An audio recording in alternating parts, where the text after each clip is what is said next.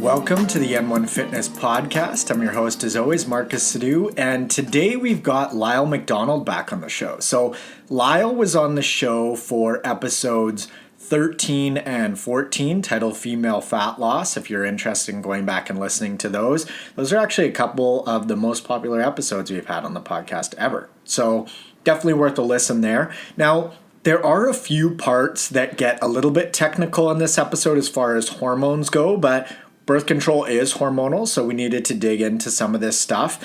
We are going to be covering how the menstrual cycle works, what causes cravings on cycle or related to the menstrual cycle, what is birth control actually doing in the body, the most common forms of birth control and how they work, what are the best and worst forms of birth control health-wise, and whether birth control impairs fat loss, and then finally, Lyle's opinion on the best overall form of birth control considering all the factors. So let's dig into this episode. I hope you enjoy it. Lyle, welcome back on the show, man. Thanks for taking the time to be with us today.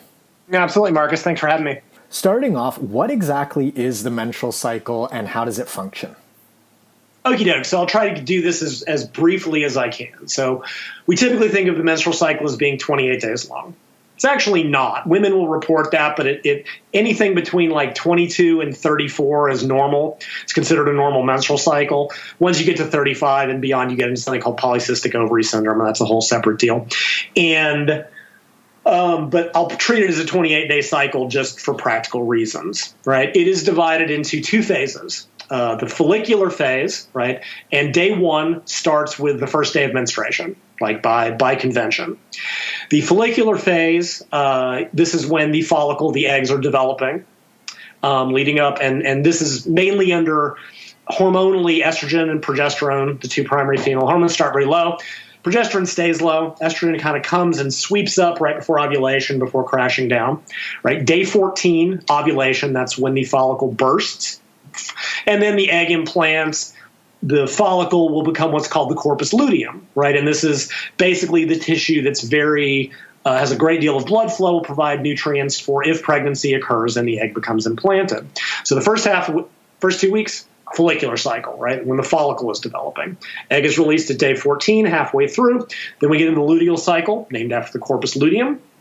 At this point, estrogen and progesterone, which are both low, start to sweep up to this point. But now progesterone is higher, and estrogen is about half of where it peaked to about day 21, and then they sweep back down. And that final week, that days 21 to 28, typically that late luteal phase, if women are going to experience premenstrual syndrome or premenstrual tension or premenstrual dysphoric disorder, that's typically when it will occur. There's a lot of variability in this.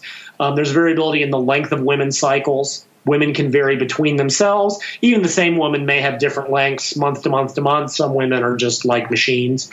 Some women experience PMS or PMDD to the point that they are physically incapacitated. They may have suicidal thoughts. They may need to be on antidepressants just to function. And other women experience nothing. And I'll be honest, I haven't looked enough. It's got to do with hormone levels and receptor sensitivity and nutrient and a whole bunch of other stuff. But so that's sort of the global cycle. So the first 2 weeks, estrogen is the dominant hormone, the follicular cycle. Third week 3 and 4, the second half, progesterone tends to be sort of the dominant hormone. And like I said, your women are fertile right around sort of that ovulation, about 3-4 days, kind of around that when the egg bursts. And there's all kinds of physiological changes that are occurring. And this is kind of relevant to birth control. So again, I'll kind of briefly touch on them. First half of the cycle, women tend to be insulin sensitive, meaning they burn more carbs for fuel. They tend to get very good remodeling of muscle tissue. Estrogen is kind of very, very important for that. And I'm actually starting to think that a lot of the effects of testosterone in men are mediated by conversion to estrogen. And I think actually we're finding that some of the benefits of like steroids, same thing. Some of estrogen is present in women, just like testosterone. In men, just like testosterone is present in women. Women's appetite tends to be the most well controlled, especially right before ovulation. Estrogen tends to get blamed for a lot of things, fat storage, and it's actually more beneficial than not. I don't like to think of hormones as good or bad, but in the aggregate, the effects of estrogen are generally good, comparatively speaking. All right, so then we get into the second half. Estrogen's lower, progesterone is kind of dominant. Now, progesterone has its own effects, most of which are the opposite of estrogen's. So women become more insulin resistant, meaning they use carbs more poorly for fuel and a little bit more fat for fuel, which sounds good, but it's mostly within them. But like their blood sugar may get unstable. A lot of women find that, which can drive hunger. Progesterone also activates a specific thing in women's lower body fat cells that is specifically, it's called acylation stimulation protein. Specifically, it's been described as not only the most potent fat storage enzyme, but also it may be a female-specific fat storage enzyme.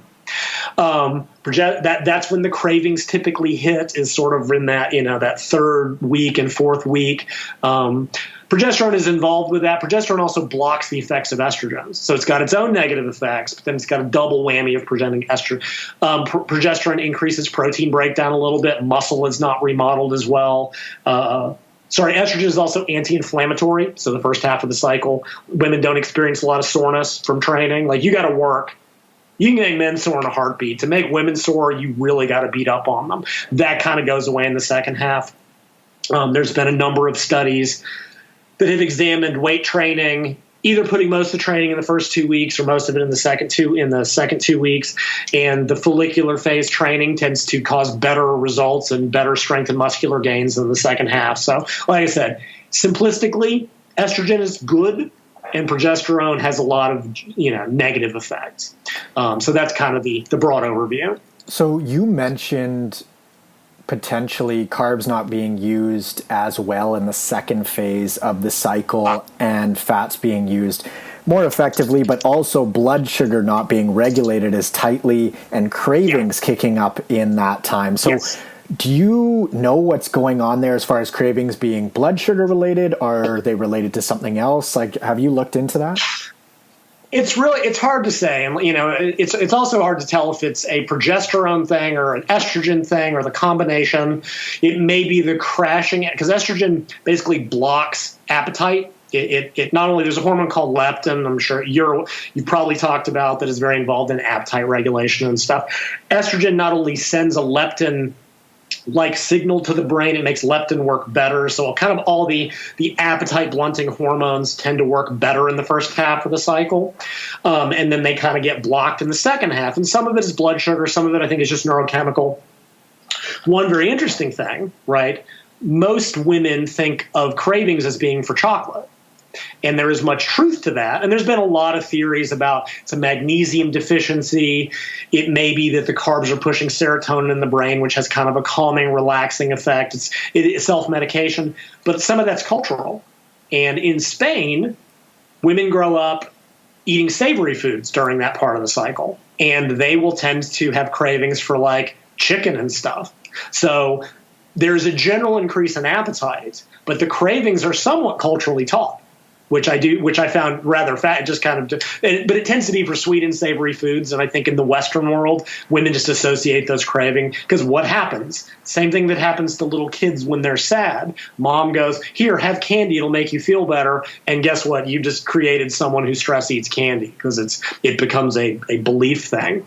I haven't looked into it much beyond that, but like serotonin levels are going down. Dopamine levels go down in that second half of the cycle. And that's a big driver in not only mood, motivation, highly tasty foods kind of drive that dopamine reward.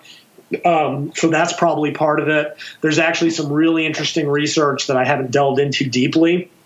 Women who are trying to stop like drug or alcohol abuse or stop smoking, it's easier for them depending on when they start. And I even cited research, right? For women starting a diet, the second 2 weeks of the cycle are the worst 2 weeks. Because you're going to have hunger, you're going to have cravings, and this does not set you up for success. So starting right after menstruation, when your hunger and appetite is most well controlled, gives you at least a couple of weeks to kind of get some momentum. And this is something, I saw it in a paper. I don't think I've ever seen anyone talk about it but me in the women's book. So there's all kinds of neurochemical things going on. There's cultural stuff. The blood sugar regulation is not helping, just because blood sugar doing this and going up and then crashing. A woman is craving chocolate. She eats some candy, her blood sugar goes up, but then it crashes. Now she's hungry again. What's been found is that total calorie intake can go up several hundred calories at that part of the month. Now, metabolic rate also goes up, right? Body temperature goes up a little bit after ovulation, and that's been traditionally used to track fertility, right? Women keep track of basal body temperature. And it's something, what's on my chart? It's between 0.3 to 0.6 degrees centigrade and about half a degree Fahrenheit, whichever one is appropriate, whether you use metric or U.S. units, real units. So it's not much, but you see an increase in metabolic rate by about 100 to 300 calories a day. But it's typically offset by the increase in appetite. Although in theory, if you could control your diet, you could actually leverage that to get a little bit more fat loss, right? 200 calories across a couple, that's 1,500 calories. Or you could use that and go, well, if I'm going to be craving anyway, flexible dieting, if it fits your macros, go fine. And there was actually a paper that did that. They allowed women like a small amount of, it was a diet study, and they set it up around the menstrual cycle, and they allowed the women, it's like a brick of dark chocolate, and by a brick, I mean that, not that. And it was just like an extra 100 calories, but it helped stave off the cravings. And it's like there's different ways to use that. But it's just neurochemical and physiological. And one thing I recommended, I believe I got this from something Martin Birkin wrote, talk about intermittent fasting. He found research that women's blood sugar tends to crash a little bit even sooner than men's when they fast for extended periods. So like women's eating windows start a little bit earlier, and if you put a little bit of fruit at that time, it tends to help with blood sugar and things of that nature. So there's a lot going on. Women have it way harder. Men are just the same guy every day. It's men are easy. I keep people on my Facebook group keep going, so when's the men's book coming out? I go, every other book is for you, right? There's nothing that complicated, big picture, but at least certainly not comparatively to women. So, and then going back to that fourth week of the cycle, like I said, everything just craters. Serotonin's down, dopamine's down, mood is down, motivation is down, frequency in the gym coordination can be down very significantly. Injury risk for that reason. I've mentioned this story at a trainee years ago. And I couldn't figure it out, right? That 1 week of the cycle, she couldn't pull weights that had previously been warm-ups or lift weights. Coordination went out the window. When I finally figured it out, I was like, that week she played around on machines at 60%. She couldn't squat, she couldn't deadlift, she couldn't power clean, but as a coordinative thing. It wasn't a desire thing. Because we'd be there, I'm like, lift. She's like, I can't. I go, what do you mean you can't? Lift. She's like, I can't even start it. I'm like, okay, we'll go do something else. And then frequently women report that at the onset of menstruation, it's like a switch flips. Maybe not instantly, but like by day 2, and the same trainee, final week of the cycle, performance was crushed. Did you look at how sleep quality and length changes over the cycle? Because the first thing that pops into my mind with coordination and, overall strength and stuff like that is sleep. So did you look into that? Which is not in that many specifics, although it's interesting, and I always forget this point. Women's sleep is, of course, negatively impacted later in the cycle. And the reason, or at least one of the reasons, is that their skin becomes much more sensitive to the effects of light on melatonin rhythms. Interesting. Right? I don't know. There was a book, oh, good grief. This was over a decade ago. It was called Lights Out, and their premise was that the entire driver on obesity. Do you remember this book? It was Sleep, Sugar, and Survival. I do, yeah. Was sugar and melatonin rhythms, which it had some really good points. Make no mistake. I read it. I pulled a bunch of the papers. But it's not that simple. That is a variable. But one of the things I think it pointed out, which was very confusing, we usually think of melatonin into the eyes. Light into the eyes as driving melatonin rhythms, but even small amounts of light on the skin can affect them too, which is why we have, sleep hygiene and blackout curtains and pitch black rooms and all that sort of stuff. And women become more sensitive to that near the end of their cycle. So their sleep rhythm may be negatively impacted. Sleep efficiency? I'm not a sleep guy. I'm familiar with it, but I've never looked into it in that detail other than, yeah, it's important. But yeah, all of that can certainly be affected, and that's not helping by any stretch of the imagination, because clearly fatigue is not going to do anything for your fine motor skills. And again, like I said, some women doesn't affect them at all. It's so there's so much variability that we can only talk in sort of averages on this one. Yeah, totally, man, totally. So when we're looking at the cycle and then birth control, what exactly is birth control doing, and how is it changing the cycle? Right. So birth, and make sure, here we're talking about hormonal birth control, right? Like not barrier methods and, the condom or the cup, or like obviously those are not having any impact on the system we're talking about. So we're looking at hormonal birth control, which works through two primary mechanisms. And I'll talk about, let me give a little bit of background. So we've got estrogen and progesterone as the key female hormones. Birth control comes in one of two general types, which is either combined, which means it has synthetic estrogen, although they're just now starting to use bioidentical forms, and a synthetic progesterone called a progestin. So birth control it contains both, or it's progestin only. There is no such thing as an estrogen-only birth control for women. It is used sometimes for hormone replacement after like a hysterectomy, but there is no such thing. They do not use that for hormonal birth control. And I forget why some women don't tolerate synthetic estrogen. I don't know if that's a physical issue. I know they use progestin-based birth control after pregnancy because estrogen can do something bad. Again, once you get into medical stuff, really not my area. But so those are the two types. Now, all birth control works through basically two mechanisms. So the progestin component is the easy one.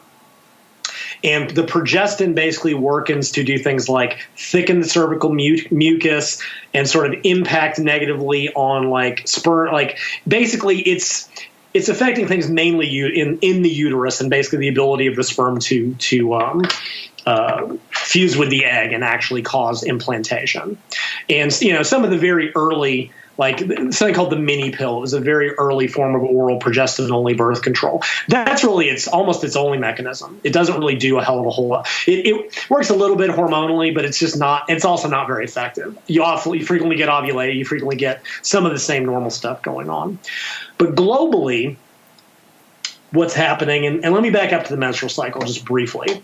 So hormone production, reproductive hormone production in men and women, but controlled by, I think, follicle-stimulating hormone and luteinizing hormone, right? FSH and LSH. Now, in women, as you might expect, follicle-stimulating hormone is involved in development of the follicle, right? So it's developing the follicle, and then when it gets this big surge, that's what causes the follicle to burst. Luteinizing hormone is more in sort of general estrogen production, estrogen progesterone production at the ovary level. But they're both involved. Right now in men, luteinizing hormone controls testosterone production and FSH controls sperm production. So it's kind of the same basic system just for individual reproductive systems. Now, we know that, for example, when men take anabolic steroids, the body basically goes, oh, there's lots of testosterone floating around.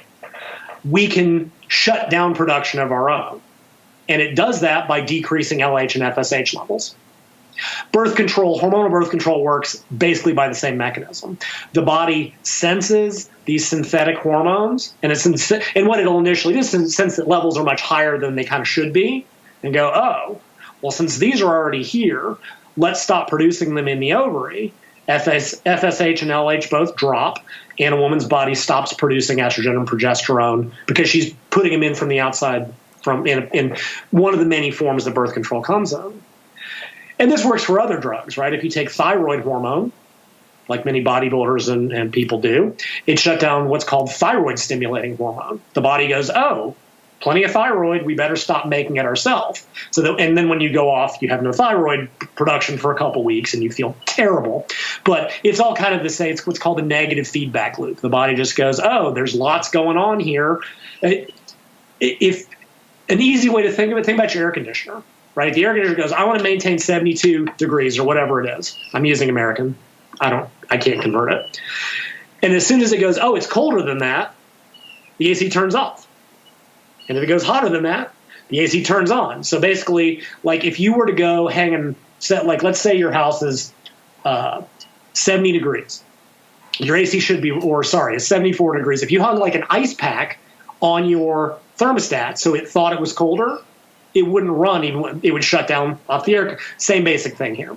So that's, and the mini pill that I mentioned, because it's not very potent, it doesn't have a big effect on FSH and LH. So you will see ovulation, which should be shut down. So essentially what should happen, the major effect is the egg shouldn't be released. By shutting down FSH production, follicle stimulating hormone, follicle doesn't develop, follicle is never released, follicle is not released, there's no egg to be impregnated, can't get pregnant. So that's the basic mechanism. Now, there is one exception that I need to mention, I'll keep coming back to. There's a type of barrier birth control called the IUD, the intrauterine device. And it's this little kind of T-shaped thing. I think it's copper, that it's implanted. And basically, it just physically blocks sperm from getting to the egg. There is also a hormonal IUD that is the same design, so it has the same physical barrier effects. And it releases progesterone, but it's purely locally. And what it's doing is those things I mentioned at the mini, it's thickening cervical mucus, it's affecting basically the corpus luteum. It's basically just sort of making biochemical changes that prevent the egg, that even if the sperm physically gets past the barrier, it will still have a hard time implanting. And this is important distinction because those hormones don't get into the bloodstream. So women on the hormonal IUD will still cycle normally. They'll have those same fluctuations in hormones. They will still produce an egg. But the hormonal IUD will act as a barrier and also prevent sperm from implanting if it gets there. So it has a very completely distinct mechanism, which does have some implications for choices among women. So that's the basic gist of how, like I said, the progestin has these local effects to make it basically the whole thing's more hostile to sperm. The other estrogen and progesterone both shut down FSH, so the egg isn't released, and then the hormonal IUD just works purely locally and doesn't affect any of that.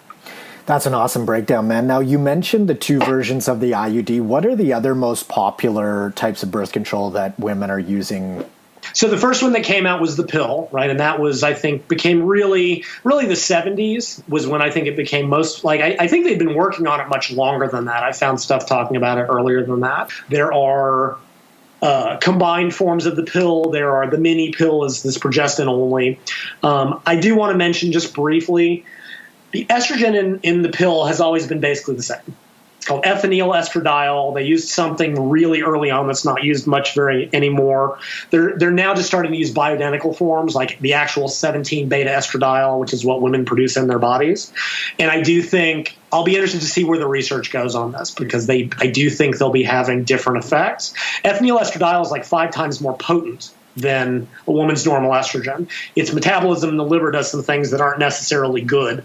And I suspect some of this, what I'm talking about now, may be very different in 4 or 5 years. The progestins where it gets complicated because there are 4 different generations of progestin, just called first, second, based on when they were made and what they are made from. And they vary in their effects in a woman's body because progesterone is a super complicated hormone. It has effects at the testosterone receptor, the cortisol receptor, the receptor involved in water balance. And each of these progestins may work very differently than progesterone itself.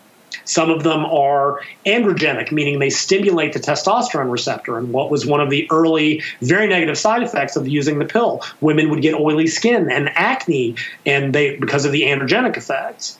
And each generation of progestins, the goal was to come up with a form that had less negatives and was more similar to progesterone. And they've finally done that in what's called the 4th generation, which is it's based off drug called spironolactone, which it's not, I'm not getting, nobody cares. It's not that important, but it's an anti-androgen and it causes water weight loss, right? So spironolactone actually, women will report that their skin clears up on it. It's actually used for acne treatment because it blocks the testosterone receptor. So if that's happening, they use that drug specifically for that. And so the 4th generation progestins, much, much, much more similar to progesterone. Distinctly, women will often lose some weight, water, I have seen some women report it's thrown off their electrolyte balance, because if you're losing water, I suspect that's in the case when you've got health nuts that are not eating any sodium or not getting enough sodium. But that's every once in a while you'll hear those stories. But the different types of birth control, what progestin is present can vary significantly, as can their effects. Okay, so that's the pill combined, progestin only.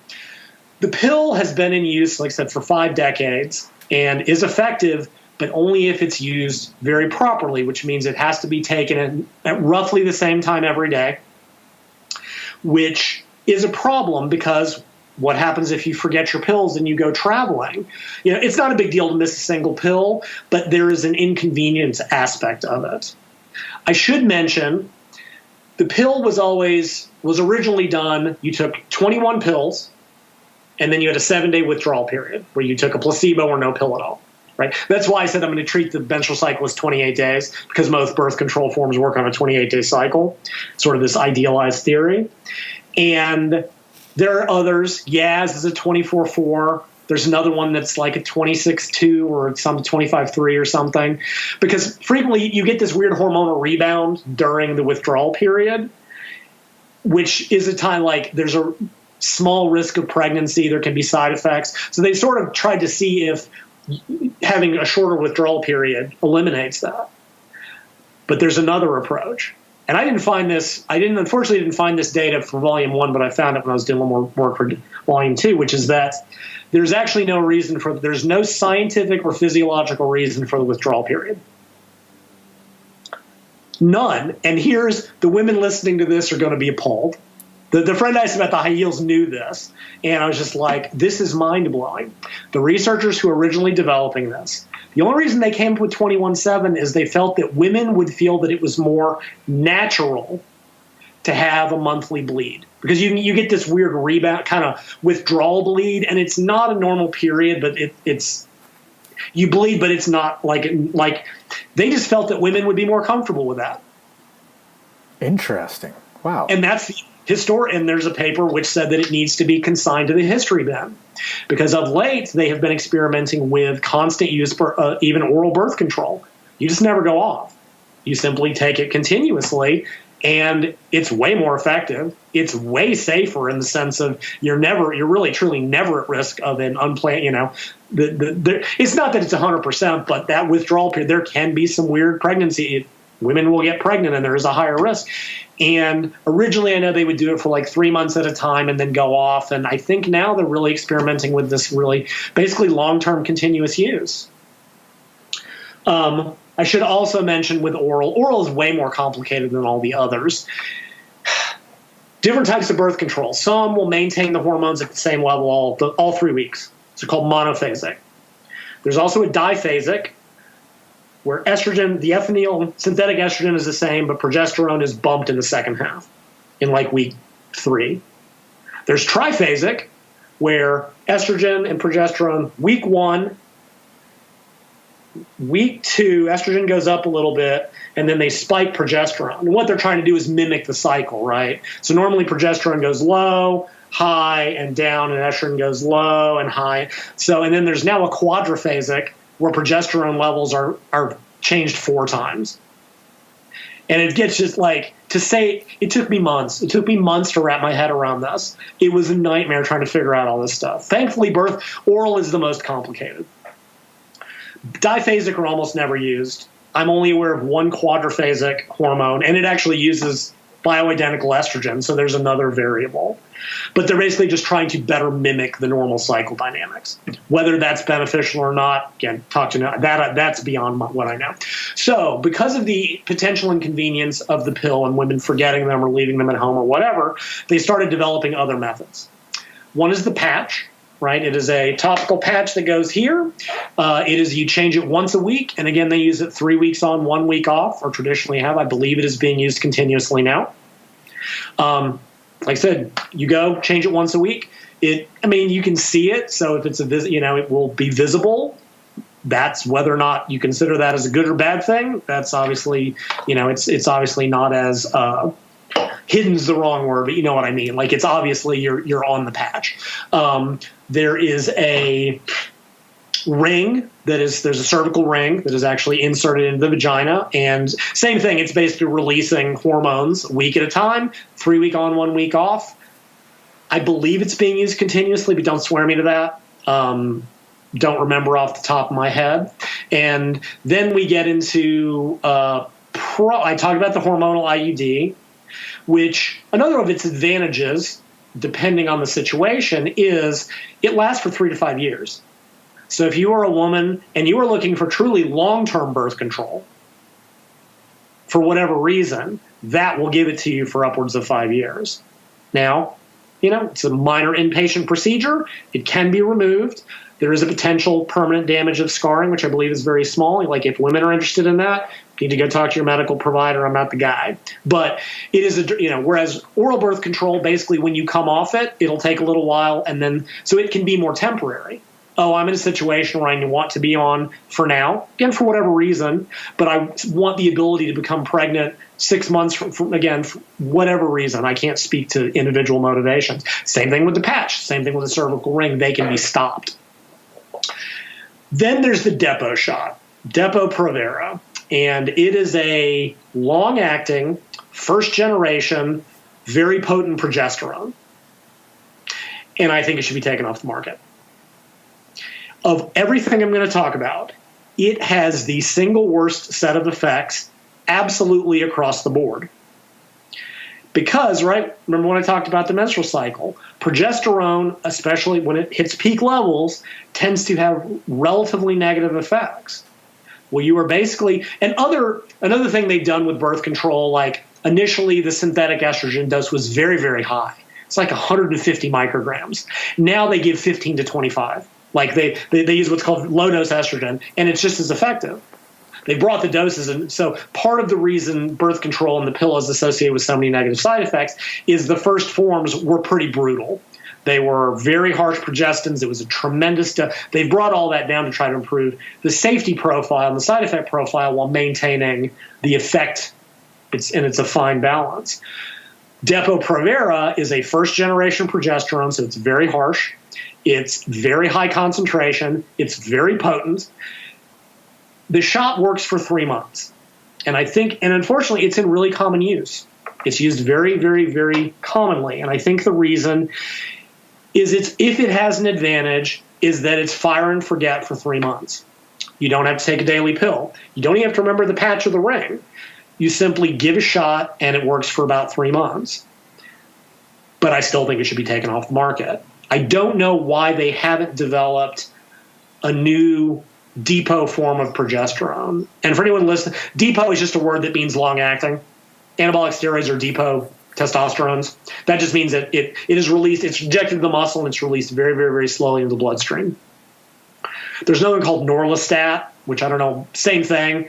It only lasts 2 months, but it's not even available in the U.S., so I don't know much about it. Depo, its only benefit is convenience, but I don't think that's a reason to use it. It can negatively impair bone mineral density. It is the most associated with fat gain and can double the risk of obesity. Like, it's awful stuff. There's also a back of the arm implant, which I believe is now being called. It's either Implanon or Nexplanon. It started as one, and then they modified it. And this little plastic device they implant in the back of the arm, it releases a synthetic progesterone for 3 years. But it's a different progesterone. It's a different synthetic form of progesterone. And it's not near, but again, it's a small inpatient procedure, both for implant, to put it in and take it out. So if you want long-term birth control, like the hormonally, fantastic, covers you for 3 years. But if you only want birth control for a short period and then are planning to get pregnant, and again, for whatever reason, it may not be the best choice, right? So these are all variables that have to be considered. Now, I have heard people anecdotally report that even after they go off a Depo, they have problems for months, right? And many testosterones will stay in the system. Like, you can detect certain oil-based testosterones for like 9 months. It takes that long because it gets stored in fat cells, it gets stored in the muscle. Anecdotally, some women say that they're messed up for months when they come off the Depo. And I don't know if that's supported in the research, but, it is short term. It is easy. I know they do use it a lot in like developing countries with overpopulation because it's quick. And it's just like, same thing with immunizations. It was just like boom, boom, boom, boom, boom. I'm not the guy to talk about bioethics. I'm just a physiologist. I think they use it a lot with younger girls, simply because we've got the practicalities of convenience and remembering to take it. But that even has the potential worse effects long term, because women are laying down bone mineral density primarily in their teen years. And if you're impairing that, this could set them up. And some research says they get it back when they go off and some doesn't. And for me, it's like, okay, what's the worst case scenario of this? Do the pros outweigh the cons? And I get why it's used.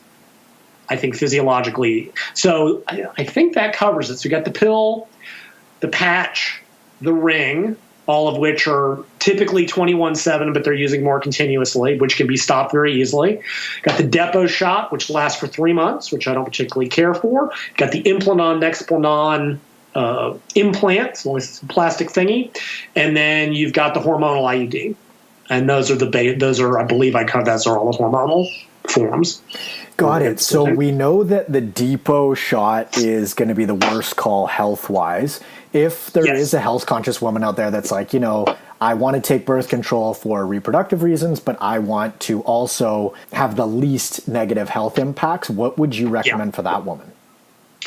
The others don't seem, well, I mean, the hormonal IUD will have the least systemic effects, but, if she also, well, let's move back and talk about why women take birth control to begin with. Obviously, prevention of pregnancy is a primary one, hence the name. But there are other reasons that women who don't necessarily want reproductive control to take it. And one of them is cycle control, right? Like I said, some women have just absolutely debilitating menstrual cycles where in that fourth week they can't function. And I mean, think about that. If you're losing 1 week per month to either your job, your family, yourself, your training, that's enormous, right? And there can also be an issue. Some women have extremely heavy periods that predispose them to anemia. And birth control is often used for that because obviously if you're not building a corpus luteum, you're not shedding that to have the big bleed at the end of the month. So that it can help with that. Athletes will use it for the same sort of cycle control, and that's sort of, I know, tangential what you wanted to talk about. But like, imagine if you're a female athlete, in that fourth week of the cycle, your performance craters. What happens if your big competition is that week? What happens if you're world champions? What if the Olympics are that week? Tough. Like, seriously, like that's what it comes down to. Sorry, you spent the last 10 years of your life for this one day. Too bad. And so female athletes will often use it to, and there's even data, some women will use it to control their cycle for special events. And I think we can all sort of, like, let's say they're going on a vacation with a special someone and they want to make sure that, not that they're in a specific part of the cycle that week, but that they're not in a specific part of the cycle. And I don't think I need to get too explicit for people to know where I'm kind of, where I'm going with that. But so they're all, so that is another consideration. So, the one that'll have the least systemic effects is a hormonal IUD, but it won't do anything for it. She'll still cycle normally. She'll still ovulate. She'll still have a menstrual cycle. And if she's trying to avoid that, wouldn't be the first choice. The pill patch and, the pill and the patch are both very effective.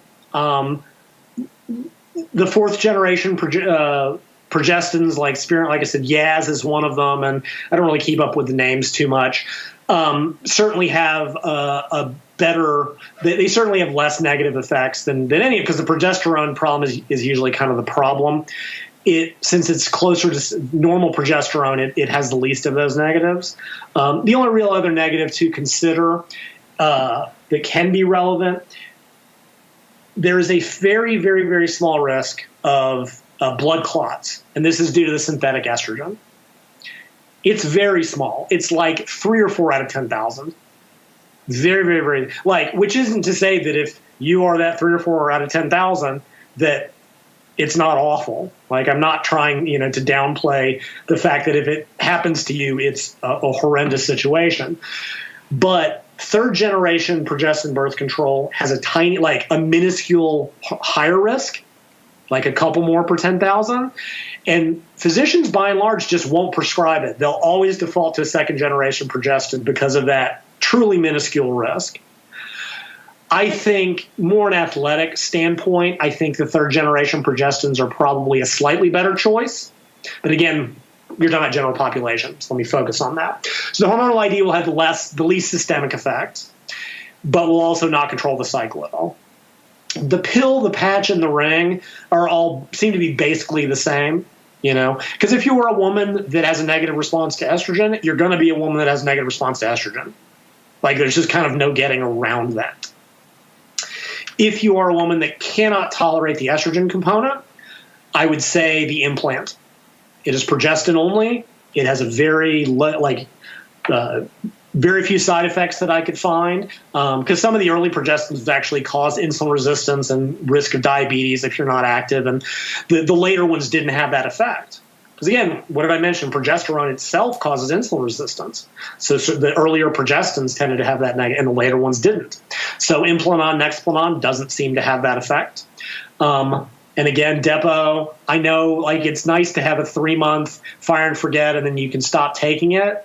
I just think that I know realistically, outside of any other negatives, the one that will deter most of your listeners is when they look at when they do the studies and looking at weight gain and fat gain. Because let's face it, that's the biggest question the general population female has. Yeah, the body comp stuff for sure. Right. Like, I'll only say in an athletic standpoint, and this is all detailed in the booklet, is certain types of birth control have relatively small impacts on things like aerobic performance and explosiveness, and it's hard to tell if they affect muscle growth and strength. But the effect is relatively small. It's maybe 5 to 15% difference. Now, for an elite athlete, that matters. For the general population, recreational trainee, or even a serious trainee who's, busting her butt in the gym, and I'm not saying one is better than the other, does it really matter? Right? Does that 10% effect on your VO2 max or 10% power output on the bike, does it really matter? Probably not. Let's face it. They want to know, will I gain weight? Will I gain fat? Will it prevent me from losing fat? So when they do the research, there's a couple of big Cochrane reviews and look in aggregates. The aggregate conclusion is that most forms of birth control, whether it's combined or progestin-based, cause at most a 1 or 2 pound weight gain. Now, this does depend. High-dose estrogen can cause water retention, right? When they've looked at that, looked at a higher-dose estrogen, synthetic estrogen, and a relatively innocuous progestin, women will gain 3 or 4 pounds of water, but if they go off it, it goes right away, right? It's clearly water. Now, whether or not that's relevant to any given woman, that's up to you. For some women, I think it probably is, right? Scale, for right or for wrong, still tends to drive a lot. Clothes may feel a little bit puffy. The lower dose estrogens don't seem to have quite as much of an effect, those 15, 20 microgram levels. Same thing with the progestin only. Now you look at other stuff. Triphasic oral birth control, the one that goes to really high doses of progesterone, those can cause fat gain and muscle loss. And of course, this is a problem with looking at body weight, right? If you gain 2 pounds of fat and lose 2 pounds of muscle, your weight didn't change, but your body composition did. A lot of studies haven't really looked, they look at weight gain. So the triphasic birth control are because they have that high dose progestin. Depo-Provera, always the worst, right? Typically associated with a 7 or greater pound weight gain. There's an increase in body fat. It doubles the risk of becoming obese. Wow. Now, this gets way more complicated because, as we know from science, averages ignore the individual. So let's say we take 30 women and give them birth control. 10 women gain nothing. 10 women lose 10 pounds. 10 women gain 10 pounds. Well, the average is 0. Cool, no effect. However, for an individual woman, that might not be the case. And when I looked into this research, it blew my mind. The variation across individual women was staggering. One paper that really stands out, because they not only presented the average and the range, they presented the individual women. One of the studies, one woman lost 16 kilos over years, 32 pounds. Now, obviously, she was starting at a heavier weight. But one woman in that study gained 30 kilos. She gained over 60 pounds in a year. That's staggering. And everyone else was, and other studies find that. But here's what's even more interesting. Frequently in those studies, they'll compare 3 forms of hormonal birth control to the copper IUD, which is not hormonal. And the copper IUD group shows just as much variance. Interesting. Okay.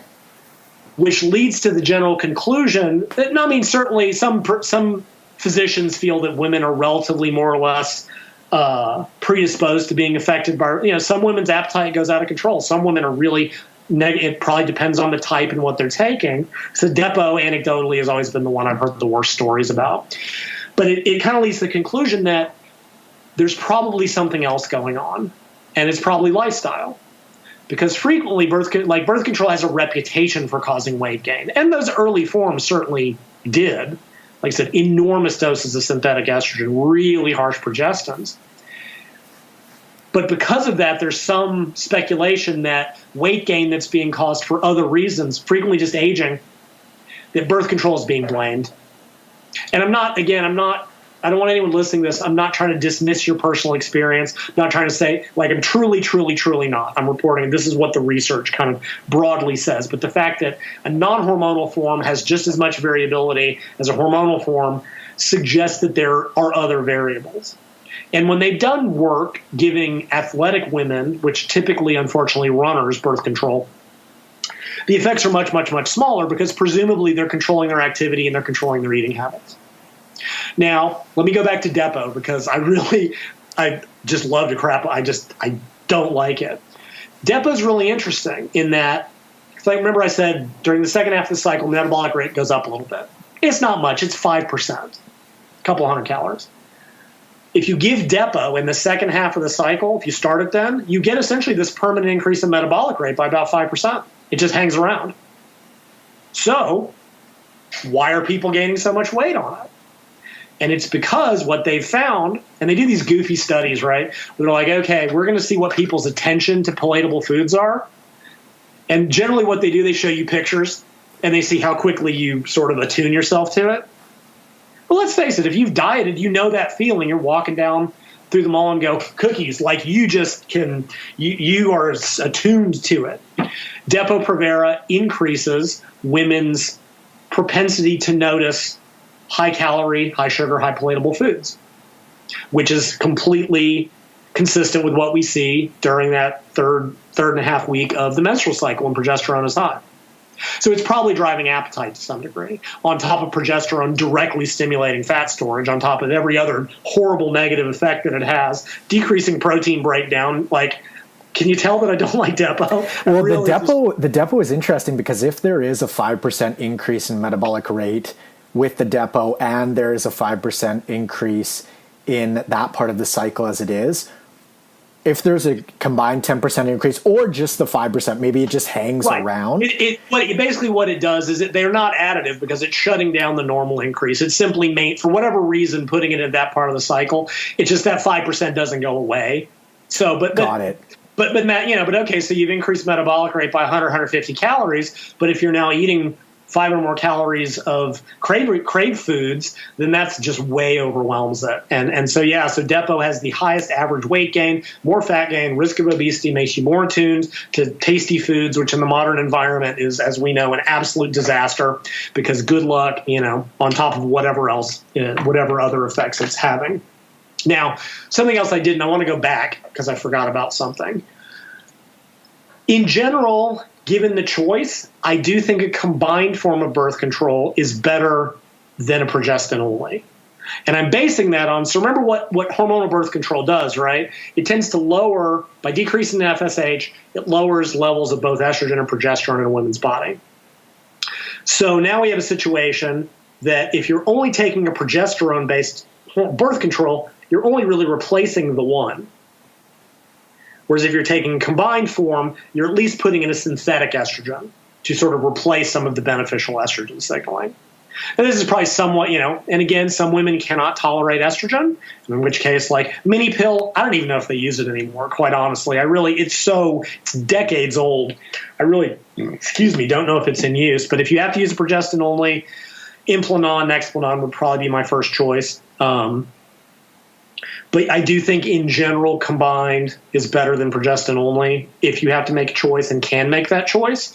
And then within those, pick on convenience. Oral is a little bit more of a headache, but you have more options with synthetic progestins. The patch, I think, only has one form, and I forget what it is. The ring only has one form.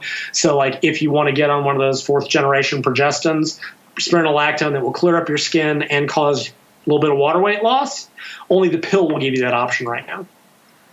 And I think when we start to see more bioidentical forms of estrogen being used, I do think we're going to see a difference. And that brings me to something else I want to talk about that women need to be really aware of. One of the big effects of hormonal birth control. This is one of the big problems with synthetic estrogen as opposed to the bioidentical. Synthetic estrogen is different than normal estrogen. It is more potent. When it is metabolized in the liver, it affects liver function.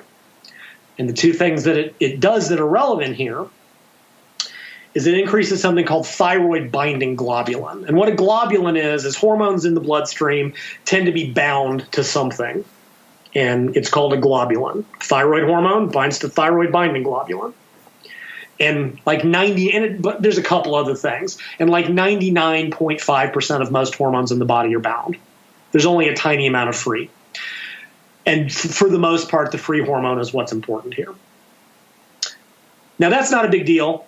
Woman's body just makes more thyroid hormone, kind of a wash. However, synthetic estrogen in the liver also increases something called sex hormone binding globulin. Now, this is the globulin that binds to the sex hormones, estrogen, progesterone, and testosterone. Now, testosterone tends to get ignored in women's physiology. I had a lovely argument with someone this morning in my group who just maintained it is a male hormone. I go, no, it is a primarily male hormone. It is in women. It has critical physiological effects, not the least of which is sex drive and libido. Now, because of that increase, and in women, that same FSH and LH cascade is involved in testosterone production. Now, women are different than men. Men produce testosterone essentially only in their testes. Women produce 50%. I'm going to get the percentages wrong. They produce some in their ovaries, but a lot of it comes out of their adrenal glands, which is same gland that produces adrenaline and cortisol and other things. And some of it is testosterone, but most of it is DHEA, right? Which is health food supplement, dehydroepiandrosterone, maybe. Just call it DHEA. I can never get it right. DHEA is called an adrenal androgen. It is a precursor to testosterone in the body, and it is converted to testosterone within women's cells. It is way more important to women than men. In fact, they got a really cute study on training. They looked at leg strength relative to hormones, and men's leg strength was basically related to testosterone levels, but it was unrelated to DHEA levels. And women's leg strength was like a straight line. More DHEA meant more leg strength in the women. DHEA is really the primary one. Well, synthetic birth control, by decreasing that FH-LSH cascade, decreases ovarian testosterone production, decreases adrenal androgen production. It may have some other effects in the body that are negative. And the end result is that with oral birth control, total and free testosterone can drop by 50%.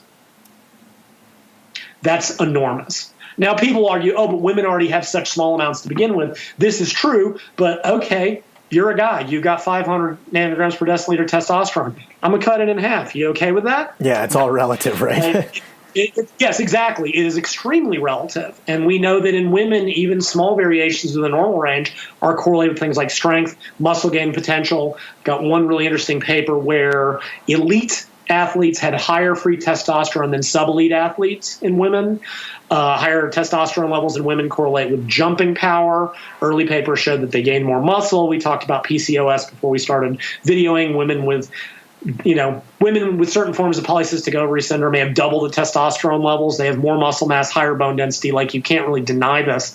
So this cuts a woman's testosterone in half, both hormonally and because this increase in sex hormone binding globulin, and that's due to the synthetic estrogen. I mentioned the bioidentical because bioidentical estrogen doesn't seem to do this. Progestin only doesn't do this. Right. So now we come back to okay, well, why not do progestin only? Well, we've got competing issues here.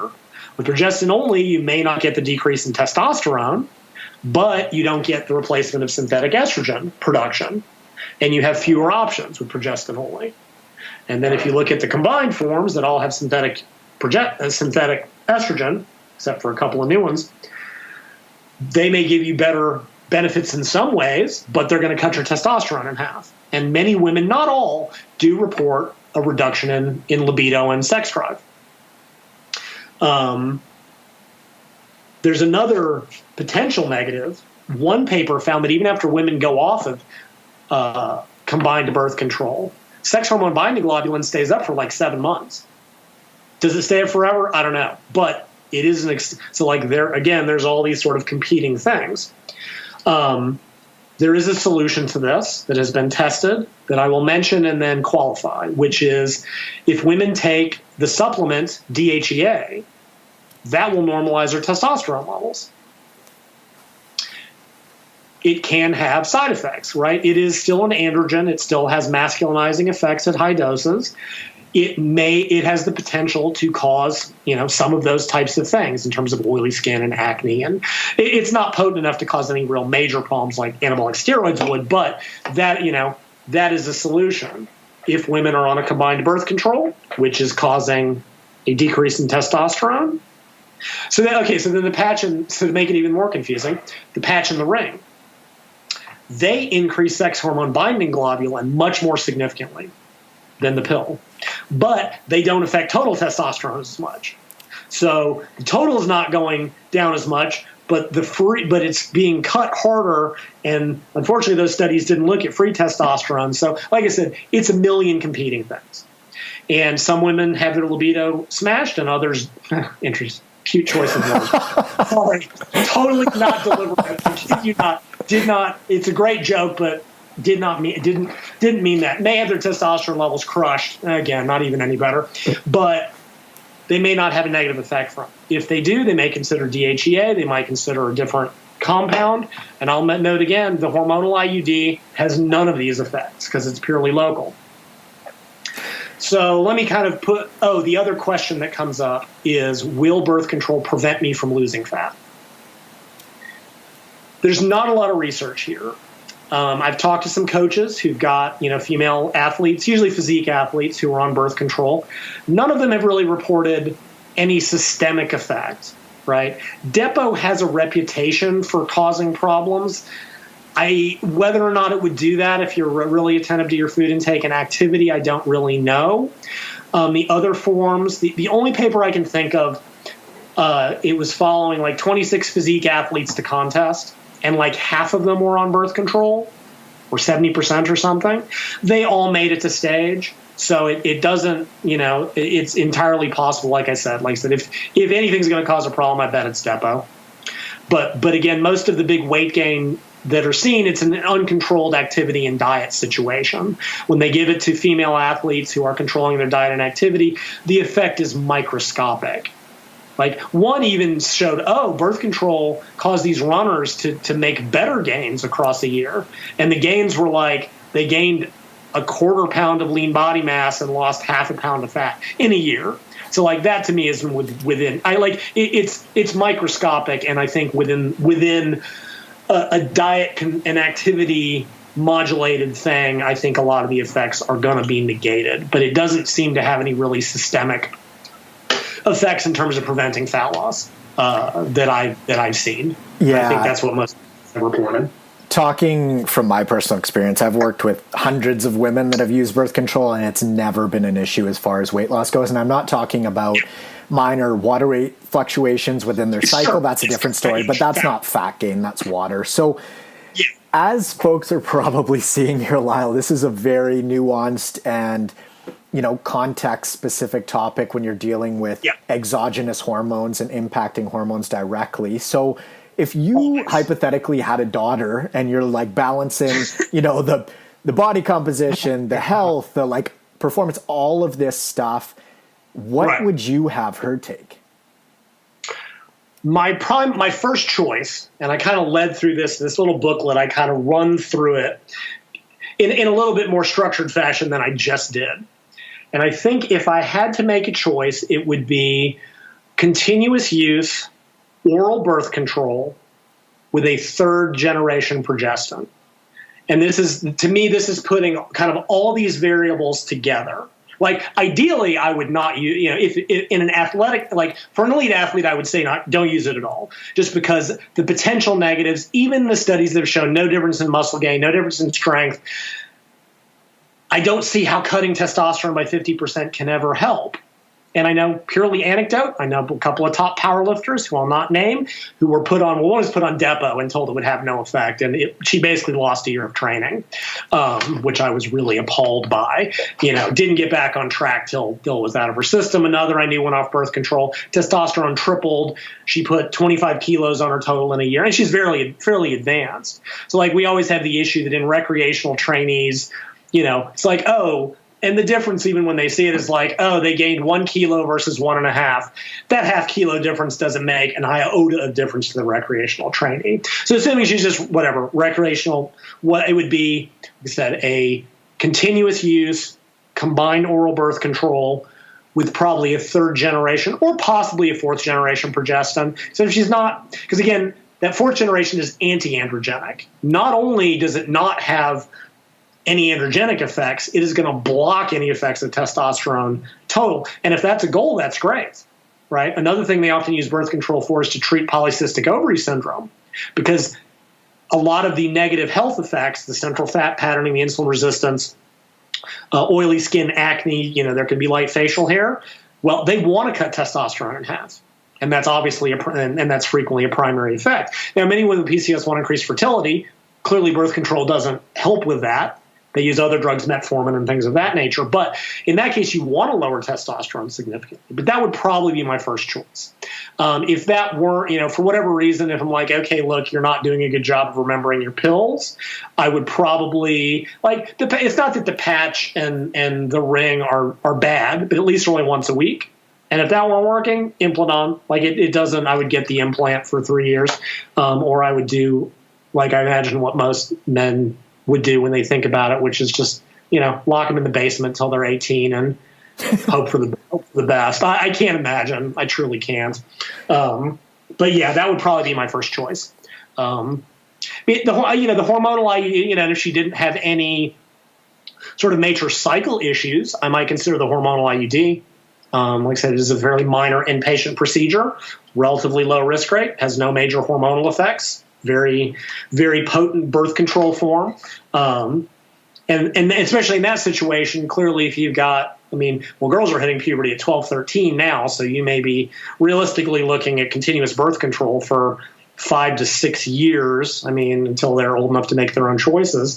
The hormonal IUD is once every 3 years, which is at least, there's another one though. There's another one in the last 5 years. Now I forget what it is. It might be a different kind of hormonal IUD. There's 4 kinds, but they're 3 to 5 years. So yeah, that would probably be if oral weren't, or the patch or the ring were causing adherence issues. I would probably go with the hormonal IUD, assuming it was tolerated. That's awesome, man. This is going to be super helpful for folks. So where can people find the book if they want to find it, your social handles and all that good stuff? So, my Facebook group is probably always the best place to find me, bodyrecomposition.com. It's extremely active, lots of people, and I always like to point out that I tend to sort of attract people that are experts in their field. We actually have a top-notch OBGYN. Any of the stuff that gets into medical about this, she's the one I tag in. I always learn we've got several physiotherapists, physicians, and just people that I'm blown away. Somebody will post up, I've got this obscure condition I've never even heard of. And there'll be 3 people in my group that have dealt with it. My website is always bodyrecomposition.com. It's got all my 500 plus articles. Store.bodyrecomposition.com, which is where the booklet can be found. And it's 50 pages. It's much, and I actually did something on this booklet that I should do more often. I made myself a rule, which was that no chapter could be longer than 5 pages. And it was to force myself to not overwrite and get into details that weren't important. I tried to keep it, like I go into enough of the science, a lot of what we covered here, but I tried to keep it as applied as I could because nobody wants to dredge through that 100 pages to get to sort of and it covers the physiology. I cover the research. The last chapter really summarizes, here's how I would structure it. Like here are, based on context, if you have to, some women have to be on birth control. That just is not a choice. And that should be probably medically supervised, right? If you've got heavy blood flow, cycle control, whatever it is, you may not have much of a choice. I don't know enough about that. If you're a recreational athlete, you may not care. And I kind of walk through the different options. If you are a high performance athlete, these small changes, like even that 2 to 3 pound of water gain that we may dismiss as not being that significant. For an elite runner, it's significant. For an elite cyclist who has to climb hills, that makes the difference in power to weight ratio. For sports like gymnastics or figure skating, that extra couple of pounds will cut your strength to power to weight ratio and may impact your tricks. They also have an unfortunate aesthetic component that can be impacted. They're all kinds. So for them, it's there's a lot more variables that even if the effects are small, they may be important. Of course, if you're that female athlete and you've got a high performance event that you need to control, that's another variable.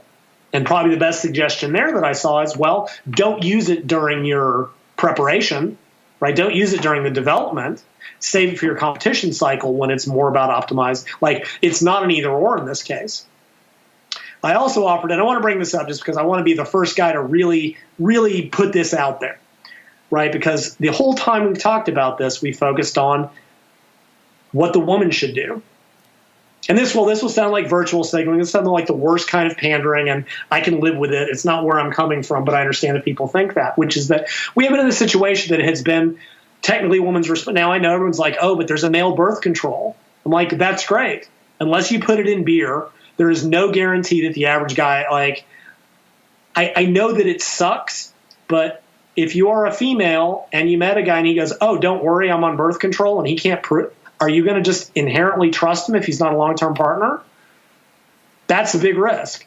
The unfortunate reality is that this has always been a woman's responsibility, and to a degree will continue to be so. And I'm not saying it's fair. I'm not saying it's right. I'm just saying that it is. However, if you are a high-level athlete in a long-term monogamous relationship and your partner is not, even if he is an athlete himself, here's my suggestion: get him snipped. Vasectomies, there's a cost associated with them. However, I bet if you look at the cost of birth control over 4 or 5 years, it balances out. It's a small inpatient procedure. I don't know. I got mine in 2012 and have never looked back. Wish I'd done it when I was younger. It's a little weird having someone root around down there while you're under anesthetic. You can feel it. Like it doesn't hurt, but you can. The worst part is the Novocaine, just like going to the dentist. That's the single worst part of the procedure. I spent 3 days laying on my side with an ice pack, watched a lot of Netflix, and that was it. And it's never impacted me since. So in the big picture, it is an easier procedure. It can be reversed. If you decide down the road that you want to have children, you can freeze sperm. In the big picture, if you are like, it's time for dudes to step up, especially if you are in that situation, because that avoids all the problems. She doesn't even have to risk either hormones that might or might not impact her to a small amount, impacting elite performance, might affect her mood, might affect this, might affect this, that, or the other. It will not affect him long term. Get it done during your transition phase. That's when I got mine. I was taking a week off from competition. I lost no time. Like I said, within the context, it avoids the need for barrier methods that can be their own set of considerations, whether it's spontaneity, condoms cause chafing, there's all kinds of stuff they're not, that can go wrong. It solves all the problems and like everybody wins as far as I'm concerned. Obviously that only works within that context of a, long-term and like it won't fix the STD problem. But then again, neither will hormonal birth control. If you are not in a monogamous relationship and are sexually active, hormonal birth control is only covering part of the issue. So, that's another variable that the Gen Pop woman might consider. Well, if I'm sexually active outside of a monogamous relationship, hormonal birth control, it's a second line of defense, but you're still going to need, a barrier method or condoms for STIs. Sorry. So yeah, this is all in this booklet in the final chapter. Like I said, by keeping it to 5 pages a chapter, I kept it very short and very to the point, like my nutrition injury book, which was really my goal of that. So that's still on my store. That's great, man. That's a great place to wrap up. I will link to all that stuff in the show notes. And thanks so much for taking the time to come on today. Thanks for having me, Marcus.